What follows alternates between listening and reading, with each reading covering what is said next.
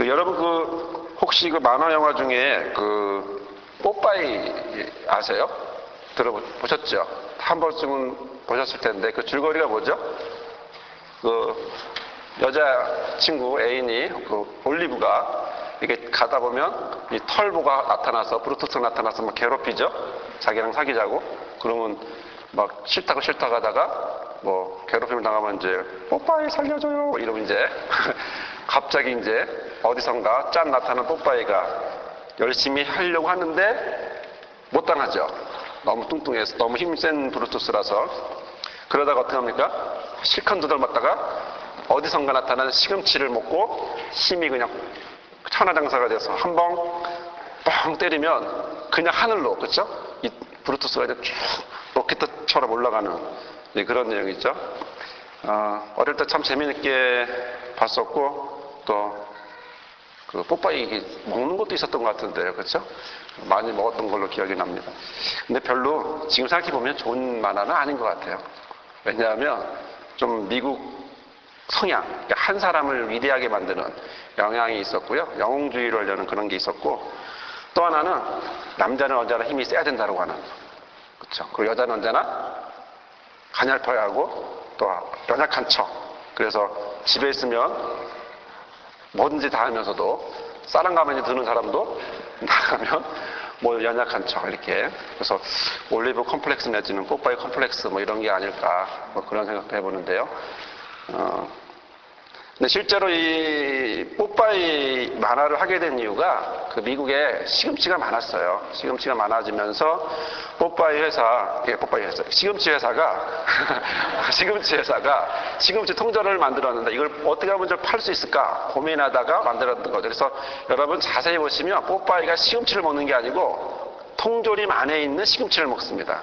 그러면서 그냥 힘이 불고 세지는데, 그래서 자기 시금치를 잘 팔고 싶어서 홍보용으로 이제 뽀빠이를 하게 됐었어요. 근데 사람들은 이제 시금치가 철분이 많다고 그렇게 이제 알고 있습니다. 하지만 연구를 했던 1870년도에 시금치 영양소를 분석했던 본 올프라고 하는 박사님이 실수로 점을 뒤에다 찍는 바람에, 한 칸 뒤에다 찍는 바람에 지금 10이라면 100이 돼버린 거예요. 철분이 10이 있는데 실제로는 점을 뒤에다 찍는 바람에 100이 돼버려서. 그러니까 실제로는 시금치에 철분이 그렇게 많이 들어있지 않음에도 불구하고 크게 거짓 이제 소식이 이제 있게 됐죠.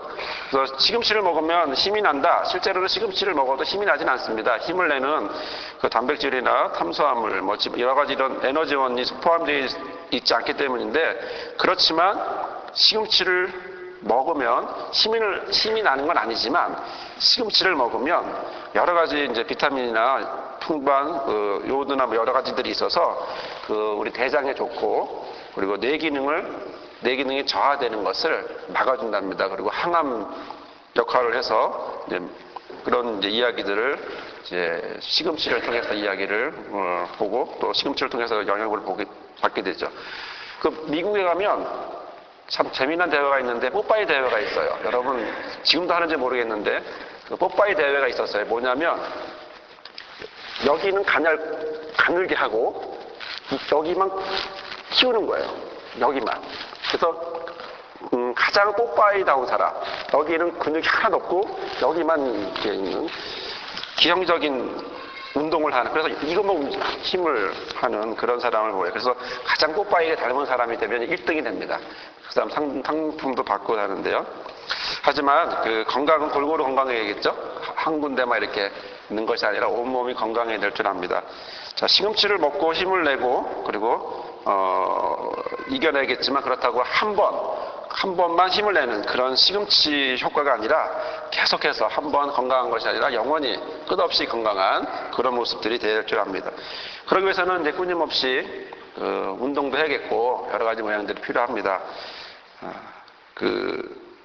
제일 문제는 뭐냐면 이제 마음을 잘 다져서 계속 운동할 수 있도록, 여러 날을 고생을 했는데 여러 날 살 빼려고 운동하고 힘들겠지만 어느 날 유혹에 못 이겨서 밤에 야식 한번 과식하면서 먹으면 다 소용없잖아요. 그래서 끝까지 마음을 굳게 잡고 그리고 끝까지 이제 이겨나가야 되는 게 이제 건강을 위해서 해야 됩니다.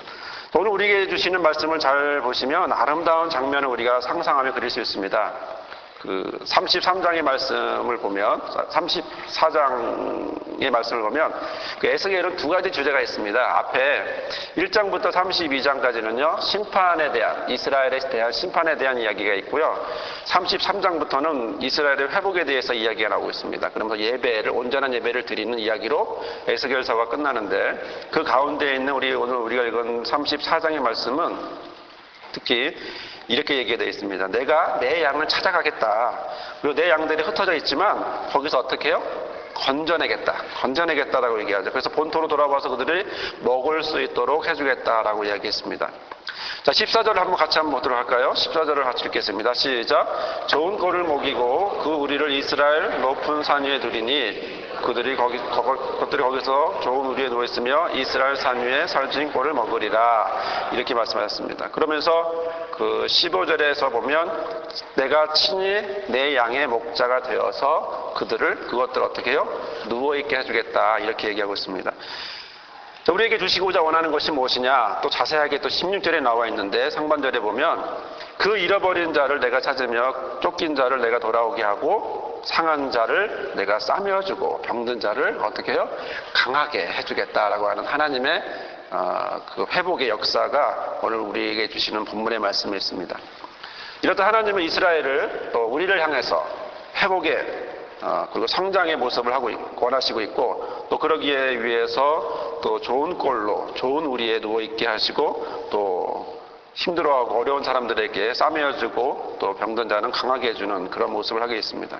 우리가 계속해서 기도하고 있는 회복과 성장의 모습으로 우리는 기도하고 있듯이 하나님의 뜻이 바로 이런 모습으로 저와 여러분에게 함께하는 것이죠.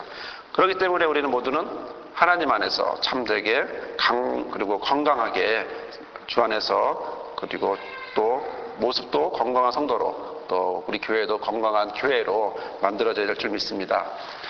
자, 이런 회복이 어떻게 일어날까? 우리 지난번 수요일 때 잠시 나누기도 했었는데요. 건강한 교회에 어떻게 하면 건강한 교회에 건강한 성도가 이루어질 수 있을까? 그 원칙에 대하여 지난 수요 예배 때 말씀을 드렸습니다. 그 방송실 보여주세요. 맨 윗줄 한번 보실까요? 질적으로 같이 읽겠습니다. 질적으로 건강한 교회가 반드시 양적으로 건강하다, 성장한다 이렇게 되어 있습니다. 이것이 자연적 교회 성장의 원리이고 중심이죠. 그러면서 우리 8가지를 봤고 앞으로 이제 매주 수요일마다 이제 이 이야기를 나누어서 교육자들이 나눠서 하게 될 것입니다. 우리 함께 읽어볼까요? 첫 번째, 사역자를 세우는 지도력. 두 번째, 은사 중심적 사역. 세 번째, 열정적 영성. 네 번째, 기능적 조직. 다섯 번째, 영감 있는 예배. 이거 다르네. 5번, 다섯 번째, 영감 있는 예배. 여섯 번째, 전인적 소그룹. 일곱 번째, 필요 중심적 전도. 여덟 번째, 사랑의 관계. 예.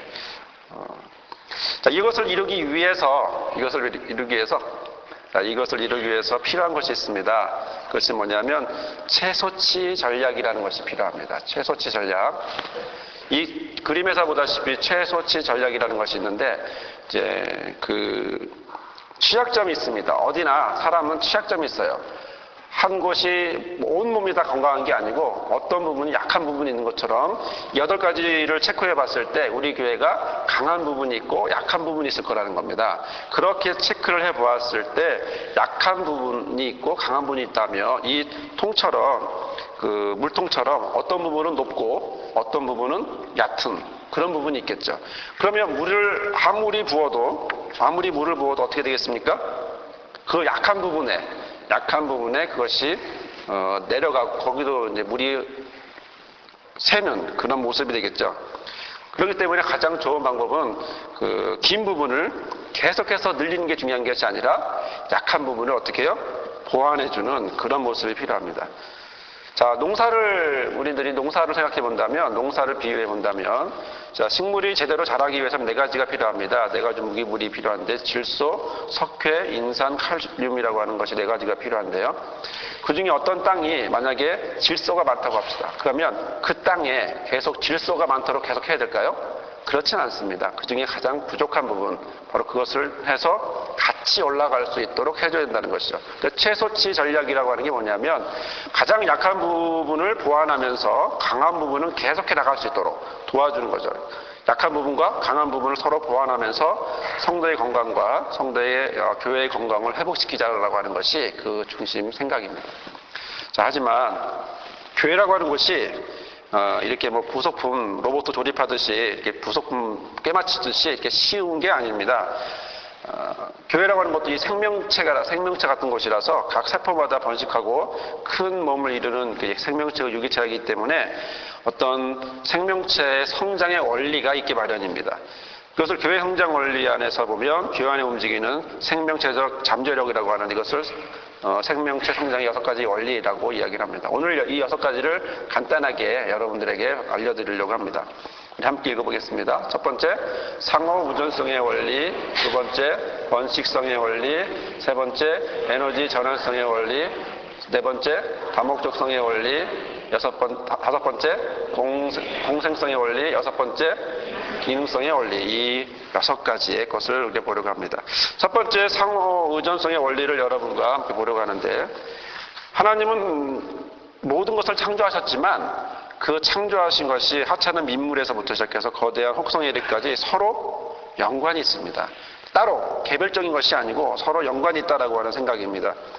이 내용을 여러분 들어보시면 뭐 다 아는 얘기, 당연한 얘기처럼 다 아실 겁니다. 그런데 우리가 그것을 움직이지 못하고 그렇게 행동하지 못하기 때문에 우리가 다시 한번 이것을 원리로서 이야기하는 건데, 상호 의존이라고 하는 이 원리를 놓고 보면 독자적인 모습이 아니라 서로에게 영향을 주고, 또 아무리 건강해도 몸 하나가 아프면 온몸이 아픈 것처럼 서로가 영향을 줍니다. 지난번에 수요일날 보였던 것처럼 몸에 치통이 있으면 온몸이 건강해도 치통 때문에 그날 일을 못하고 움직이지 못하게 돼 있죠. 그런 거와 마찬가지입니다. 상호 연결이 있다는 것이죠. 지극히 작은 거지만 온몸이 건강해도 내가 계속 콧물이 나온다면 그 콧물 때문에 힘들겠죠. 상호 의존적이다. 서로에게 연관이 있고 상호 밀접한 관련이 있다라는 걸 이야기한 겁니다. 그래서 모든 조직들이 그냥 개별적으로 움직이면 안 됩니다. 성가대면 성가대, 교회학교면 교회학교만 개별적으로 움직이는 것이 아니라 유기적으로 서로 도와가면서 움직여야 한다는 것이죠. 두 번째는 아까 보았듯이 번식에 대한 원리입니다. 번식성에 대한 원리인데, 사과나무에 사과가 열리는 건 당연하죠. 그리고 궁극적으로 사과가 열릴 거라고 생각합니다. 하지만 생명체는 처음부터 열매를 맺는 것이 아닙니다. 시간이 지나서 성장을 하게 되고 성장의 끝이 될 쯤 돼서 새로운 열매를 맺게 되는데, 그런 열매를 그 목적은 바로 재생산이라고 하는 모습을 갖게 됩니다. 이게 무슨 얘기냐면, 사과의 가장 목적은 무엇을 만드는 것이겠습니까? 사과겠습니까? 아니요. 사과나무의 가장 최종적인 목적은 사과나무를 만드는 겁니다. 똑같은 사과나무, 나하고 똑같은 사과나무를 만드는 겁니다. 구역장의 목적은 뭡니까? 또 다른 구역을 만드는 겁니다. 구역원을 잘 인도해 주는 거에 멈추는 것이 아니고, 또 신도회장에게 목적은 뭡니까? 다른 신도회로 갈 수 있도록 더 분할해서 신도에 나눠질 수 있도록 하는 것이고, 분반도, 교회학교 분반도 역시 다 마찬가지라는 거죠. 예수님이 12제자를 세우셨고 그에게 명령하셨는데 뭐라고 말씀하셨죠? 제자 삼아라, 이렇게 얘기했지 예수 믿게 해라, 그렇게 얘기하지 않았다는 거죠. 제자 삼는 것이 제자들의 목적이었고, 그것은 바로 번식과 같습니다. 그래서 밑에 나와 있는 거 같이 한번 읽어보겠습니다. 소그룹의 진정한 열매는 새신자가 아니라 다른 소그룹이다라고 하는 사실이죠. 다음, 지도자의 진정한 열매는 추종자가 아니라 다른 지도자를 만드는 것입니다. 그리고 세 번째, 전도자의 진정한 열매는 회심자가 아니라 새로운 전도자가 될 수 있도록 해주는 것이죠. 네 번째, 교회의 진정한 열매는 자기 교회의 성장이 아니라 또 다른 교회를 맺는 것이다. 교회를 만드는 것이다. 그러니까 우리 교회가 최종 목표는 뭐겠습니까? 다른 교회를 다른 교회를 만들고 또 만들고 또 만들고 하는 것이 이 번식이라는 거죠. 세포 분열하듯이 번식이라는 것입니다. 우리 교회가 더욱 새로운 교회, 새로운 제자, 새로운 선교사, 새로운 모양으로 더 이런 모양으로 관심을 갖고 나가야 합니다. 세 번째는 에너지 전환에 대한 원리입니다. 여러분 몸에는 바이러스가 있죠. 바이러스 우리 몸에 들어오면 많은 병을 일으킵니다. 하지만 그 바이러스가 100% 나쁜 것이 아니라 전환시키면 그 에너지를 전환시키면 오히려 우리 몸에 면역을 키워줍니다. 그러니까 감염이면 감염 바이러스를 조금 주고 나면 뭐죠? 우리 몸에 면역성이 키워지는 거죠. 뇌염도 마찬가지입니다. 뇌염 주사를 맞으면 왜 맞는 거죠? 뇌염 걸리라고 맞나요? 걸리면 이기라고. 그래서 조금 주면서 면역성이 생기는 것처럼 그 에너지를 전환시키는 겁니다. 그 사도행전 17장에 보면 바울이 아단 사람들을 만나서 알지 못하는 신을 섬기는 것을 보면서 바울이 복음 전도의 출발점을 삼기도 했고 또 우상 숭배의 에너지를 복음 전도, 복음을 전파하는 에너지로 바꾸는 그런 모습이 되어 있습니다. 여러분 그 막달라 마리아 아시죠? 이름도 참 재밌어요, 그렇죠? 막달라 마리아, 그렇죠? 근데 이 막달라 마리아가 나중에 어떻게 했죠? 주님 앞에 향유를 드렸어요. 막달라라는 여자가 예수님 앞에 드렸다라는 것은 이것은 에너지의 전환이고 삶에 대한 전환이라고 얘기하는 것이죠. 자, 그래서 같이 한번 읽어보도록 하겠습니다. 시작. 교회의 위기는 그 에너지를 전환하면 기회가 될 수 있다. 두 번째, 말이 많은 교인은 에너지를 전환하면 전도자가 될 수 있다. 동감하십니까? 예. 세 번째, 우상 숭배를 많이 하던 그 에너지를 전환하면 열심히 있는 신자가 될 수 있다. 동감하죠? 그렇죠? 맞습니다. 네 번째, 좋은 전도자가 될 수 있다. 예, 새신자들도 좋은 전도자가 될 수 있습니다. 여러분들도 좋은 전도자가 될 수 있다시피 새신자라고 해서 언제나 새신자가 아니라 새신자는 좀 지나면 뭐가 되죠? 헌신자가 되죠. 오래된 신자가 아닌 헌신하는 자, 그렇죠? 헌신자가 돼야 되기 때문에 이런 모습을 갖게 됩니다. 예를 들어 이런 거죠. 특정 부분에 고통을 많이 당하신 분들이 있어요. 그렇죠? 특정 부분에 고통을 많이 당하신 분이 그 고통을 이겨냈다면 남들은 그 고통을 이해하지 못합니다. 그런데 그 부분만큼은 거기에 대해 이해를 할 수 있고 그래서 그 고통을 당하시는 분들에게 가서 그들에게 마음으로도 도움을 줄 수 있고 여러 가지 모양으로 해서 전도의 기회를 삼을 수 있는 것이죠. 우리가 만약에 암에 걸렸다면 그 암을 그리고 나았다면 그 고통에 대해 우리가 알겠습니까? 몰라요. 하지만 그 암 걸리신 분들에 대해서는 고통을 알게 돼 있죠. 바로 이것은 에너지 전환. 같은 에너지인데 어떻게 쓰느냐에 따라 다른 것이죠. 자, 네 번째 다목성의 원리를 한번 보도록 하겠습니다. 다목적이라고 하는 것인데요. 나뭇잎이 떨어지면 낙엽이 됩니다. 낙엽이 되면 뭐가 되죠? 쓰레기가 되죠. 그렇죠? 우리가 보기엔 쓰레기입니다. 근데 그것을 가만히 두면 어떻게 됩니까? 보온을 해주면서 썩으면서 미생물을 자라게 해주면서 영양분이 되고 그 나무가 다시 자랄 수 있도록 해주는 목적이 되죠. 그러니까 우리가 보기에는 하나밖에 보이지 않지만 나뭇잎이 떨어짐으로 인해서 그것이 다시 결국 비료가 되는 걸 보게 됩니다. 그러니까 생명체는 한 가지 목적만 있는 게 아니라 여러 가지 목적으로 같이 사용할 수 있다라고 하는 사실입니다. 예를 들어 어떤 한 세가족이 교회에 들어왔다. 그 세가족이 들어와서 교회에서 처음에는 어색하지만 한 가지 봉사를 하게 되면 그 봉사가 거기서 끝납니까? 그렇지 않습니다. 시간이 지나면 또 다른 봉사도 할 수 있고 여러 가지 봉사도 할 수 있고 삶의 의미도 느낄 수 있고 또한 가정도 바뀔 수 있고 그러니까 하나를 했다고 해서 그 하나만 멈추는 것이 아니라 굉장히 많은 부분을 갖게 되죠. 다섯 번째, 공생성의 원리를 여러분께 말씀드리려고 하는데요. 우리가 많이 듣는 윈윈 전략이라고 하는 것인데요. 이 공생의 반대말은 뭐냐면 경쟁이라고 합니다. 경쟁. 공생은 같이 사는 건데, 경쟁, 단일 경작이라고 하는 것입니다. 물론 경쟁이나 공생이나 두 가지 유기체가 있는 걸 전제로 하고, 또 이 경쟁이라고 하는 것은 오히려 돕는 것보단 상대를 내리고 자기는 높이려고 하는 그런 모습이 있죠. 그래서 우리가 보기에는 자연이 적자 생존의 원리를 움직이는 것 같지만 그러나 100% 그렇지만은 않아요. 왜냐하면 필요한 만큼 우리 인간이 문제지 동물들은 자기가 먹고 싶으면 먹고 배부르면 더 이상 먹지 않기 때문에 필요 이상의 축적을 하지 않기 때문에 그것이 잘 돌아갈 수 있도록 되어 있습니다. 그 룰을 인간이 가서 깨버리니까 더 힘들어지는 거죠. 겉으로는 경쟁하는 것처럼 보여도 실제로는 공생하는 것을 봅니다. 그 어느 경영 책자에서 말하듯이 그 윈윈이라고 하는, 또 언제는 또 정치에서는 쌍생이라는 말을 많이 썼었죠. 그 중국에 보면 여러분 음모라는 말씀 들어보셨나요? 음모. 그렇죠? 남을 내리는 음모. 음모의 반대말은 뭘까요? 양모입니다. 양모. 양모는 뭐냐면 음모는 당하는 사람을 죽이고 내가 올라가는 것이고, 양모는 짱생하고 똑같아요. 같이 사는 겁니다. 같이 살 수 있는 그런 모략을 꾀하는 것이 양모입니다. 자, 그러면 이런 훌륭한 이야기들을 했는데 과연 우리 예수님은 이런 이야기를 얼마나 알고 계셨을까? 근데 성경에 보면 아주 놀라운 이야기가 나옵니다. 그것은 예수님이 다른 어떤 누구도 하지 않았던 이야기를 알게 되는데, 성경에 이제 물론 구약에 있는 말씀을 이용해서 하셨지만 2000년에 있는 예수님의 황금, 2000년 전에 말씀하셨던 이 황금들을 보면, 자, 우리 다 승리하자, 아니면 공생하자, 이런 얘기 안 하셨고요. 내 이웃을 내 몸과 같이 사랑하라 라고 얘기했단 말이죠. 그러면서 예수님이 십자가에 돌아가신 것은 바로 그 모습을 나타낸 모습이었단 말입니다. 그래서 이런 모습을 보면 예수님은 상당히 이 공생의 모습을 같이 사는 그런 모습을 보여줬고, 또 그런 모습을 실천하셨던 분이시죠. 자, 이렇게 공생의 원리로 나아갈 때 성도들은 건강해지고 또 교회도 건강해집니다.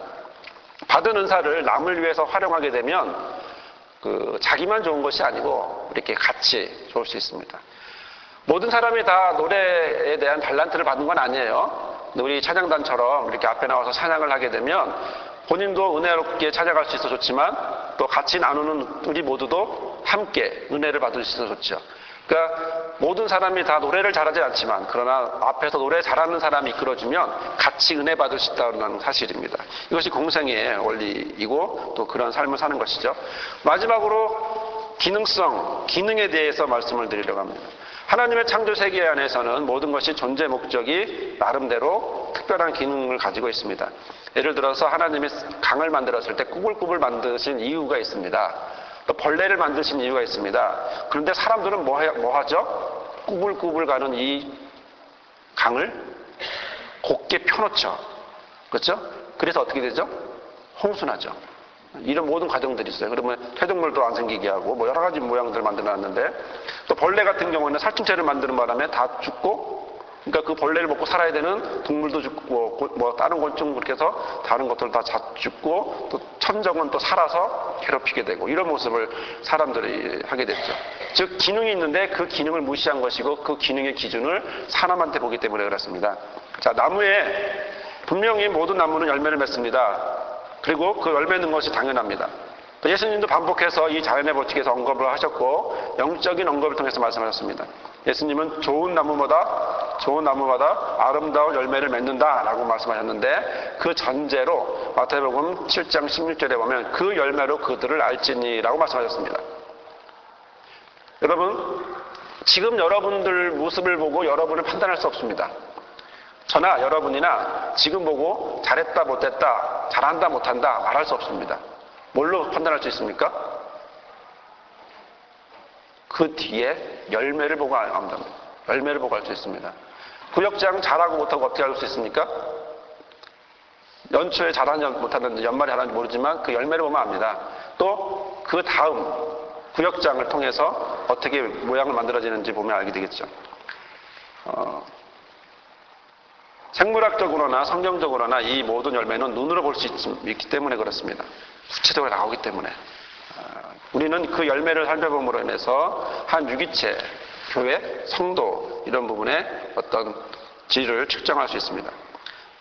자, 이렇게 해서 결론적으로 이렇게 마지막으로 살펴본 6가지의 원리, 상호의존, 번식, 에너지 전환, 다목적, 공생, 기능, 이 6가지의 것을 보면 이것을 우리가 어떻게 활용할 것인가에 대한 관심을 갖기보다는 이것을 어떻게 반응할 것인가, 여기에 우리가 어떻게 반응해서 우리 교회가 더 건강한 교회로, 우리 모든 성도들이 얼마나 더 건강한 성도로 바뀔 수 있는지에 대해서 우리가 기도하고 준비해야 될 줄 압니다.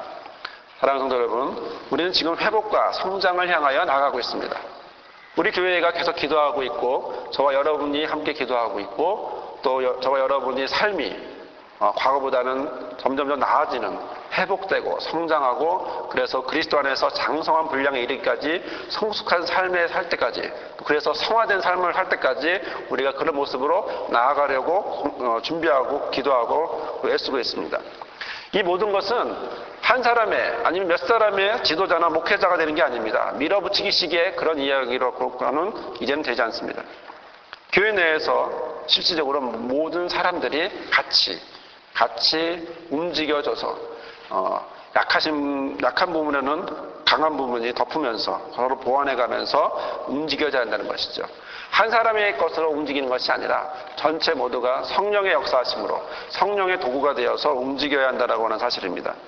놀라운 사실은 높은 질적 특성을 갖고 있는 교회는 높은 질적 특성을 갖고 있는 아까 말씀드렸던 8가지 그 기능을 갖고 있는 특징을 갖고 있는 교회들은 그 교회에 속해 있는 우리 성도들은 자신하는 봉사에 대해서 굉장히 기뻐한다는 하는 사실입니다. 그것을 과중한 일로 느끼지 않는다는 것이죠. 왜 그럴까요? 그것은 그 일이 자기 열심으로 하는 게 아니라 성령의 역사하심으로 성령의 인도하심으로 하기 때문에 그렇습니다. 자, 사랑하는 성도 여러분, 우리가 주님 앞에 나오는 것은 건강하기 위하여 나옵니다. 영육혼 모두가 건강하기 위해 나옵니다. 또 우리 교회도 더 그 안에서 건강해지고 싶어하는 마음이 우리 가운데 있습니다. 하지만 그 모든 것이 내가 하거나 내 마음대로 하거나 내 뜻대로 하는 것이 아닙니다. 하는 방법은 유일하게 딱 하나밖에 없습니다. 성령이 나를 도구로 사용하실 때 그런 모든 것들은 이루어집니다. 저와 여러분이 하나님이 도구로 사용하실 때 이 6가지 서로 상호 의존적이면서도 서로 번식할 수 있고 에너지 전환을 할 수 있고 다목적으로 그리고 공생과 기능의 모습을 할 수 있는 이런 모습으로 우리는 바뀌어질 수 있다는 하는 사실입니다. 오직 성령만 저와 여러분을 붙잡아 주심으로 이 모든 것이 가능합니다. 이것은 곧 건강한 교회 그리고 건강한 성도로 우리를 이끌어가죠. 이를 위해서 우리가 함께 기도했으면 합니다. 이를 위해서 함께 주 안에서 성령 안에 있으려고 노력하시기를 바랍니다. 또 이런 모습을 통해서 저와 여러분이 오직 성령 인도하심 받는 저와 여러분이 되기를 주님의 이름으로 부탁을 드립니다. 이 시간 함께 기도하겠습니다. 기도하시는데 주님, 회복과 성장으로 나가기를 원합니다. 주님, 우리가 더욱 주님 안에서 건강한 성도, 건강한 교회로 나가기를 원합니다. 이런 모습 가운데 우리 주님께서 우리의 성령 우리를 이끌어달라고 우리가 말 한마디를 해도 행동 하나를 해도 교회가 더욱 아름다워지고 성장할 수 있는 그런 도구로 우리를 사용해달라고 이 시간 주여 한번 외치고 기도하겠습니다. 주여!